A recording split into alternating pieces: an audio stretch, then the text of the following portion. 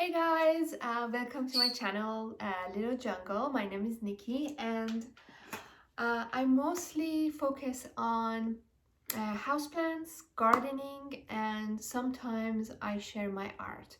So if you are into this kind of content, please go ahead and sub. And today I want to talk about some of the houseplants that I just bought and how to take care of them. And they're pretty exciting because there are stuff that I haven't tried before. And I'm super duper excited. You know how that feels, I'm sure, if you're a plant human being.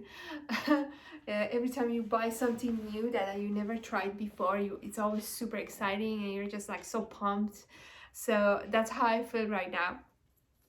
So let's just start with this guy, which is very super interesting. The body is not super strong. It's very flimsy, and it's basically held with this piece of green plastic stick, which is not really strong, and I'm going to change it to a bamboo. The leaves are pretty large. You can see how big they are comparing it to my face. And so they're from the family of Philodendron. They are called California Green Philodendron. I'm sorry if I'm pronouncing the name wrong.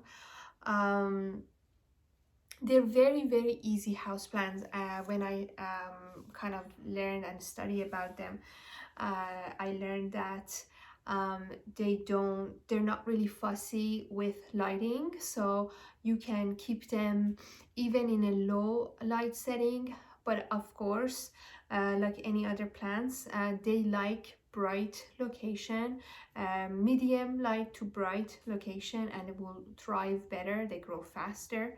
They basically water them once a week, so they can tolerate drought, but I personally myself have a schedule of weekly watering my plants, because I live in a place that it's pretty dry, so my pots go dry once by 7 to 10 days, so I just water them once a week. So that's what I'm gonna do with this new guy, and I think that's how I'm gonna have it healthy and happy. What's interesting about this plant is he kind of remind me of my other philodendron, which is called silver sword. They have some similarities into there's not, like, of course, not leaf. The leaf, they don't look similar at all, of course, but the characterize of the body and how they grow, it's very similar. The body is very flimsy, and it's held with a plastic stick. And also this guy is not really fussy with lighting. He's pretty tough, and they're really good with bugs. They don't like bugs. They don't like them because they have this very sticky stem. So I don't think that any bug can survive that. They would literally stick to that, gluey thing in their body, and they'll just die. So they're really cool. I'm so excited. Haha! That was my excitement. Haha! Okay, so let's move on to Peperomia. This is Peperomia, and I personally never had luck with Peperomia for some reason. I know everybody says don't overwater them. They don't like too much water. They like that the dirt go absolutely dry, and then water them. So they kind of resemble of like succulents. But even though I really did all of that, care, and I didn't overwater, and I allowed the dirt to go dry and water, I always lose them for some reason. I still don't know why, but This guy was so vibrant and so beautiful, I could not resist it. So I just bought it for $4 from Home Depot, and it's on a nursery pot. It's a 4-inch. So I'm going to repot this guy because it's really sensitive to moisture. I'm going to repot it into a terracotta pot so that it's breathable and it does not hold so much moisture in. And I'm going to, you know, just feel it and see how long it takes for the soil to dry and water it. Probably 7 to 10 days of the week.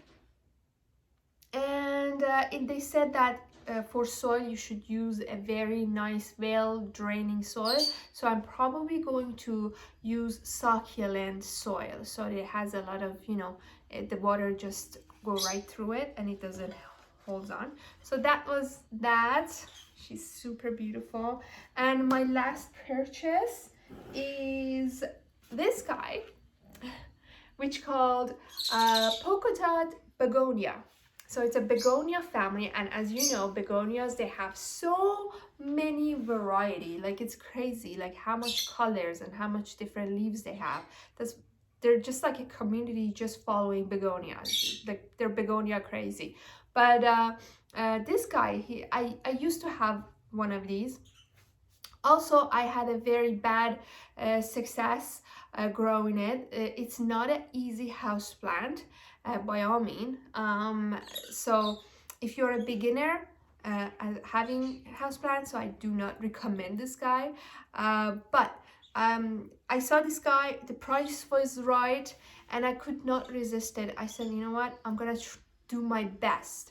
So when I read up on it again, and I learned that these guys also don't like moisture, so I probably going to repot this guy into a terracotta as well, so that the pot can you know, breathe and the moisture leave pretty soon, like it doesn't get locked into the roots.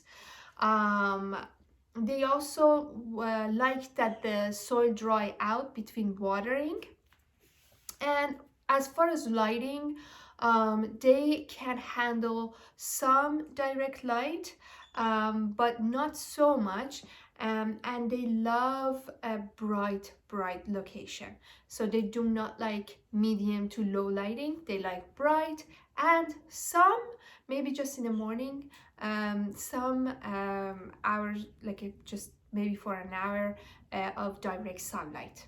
So I'm going to give that a try again, and hopefully after a few months, if these guys do really well, I will give you an update and will tell you how it goes. For Peperomia, I think I forgot to tell you what kind of lighting condition they like. They also they do not want any direct sun, because it will damage the color of the leaves and will burn them. So just somewhere really bright, it should be good.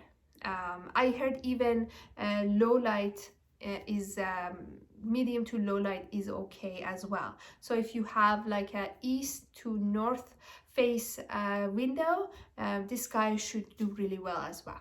Anyway, I think that's all I wanted to show you guys. These are the 3 that I bought today, and I just wanted to give you guys an update. It's been a while that I posted the long video because I've been really busy working in the backyard, planting trees.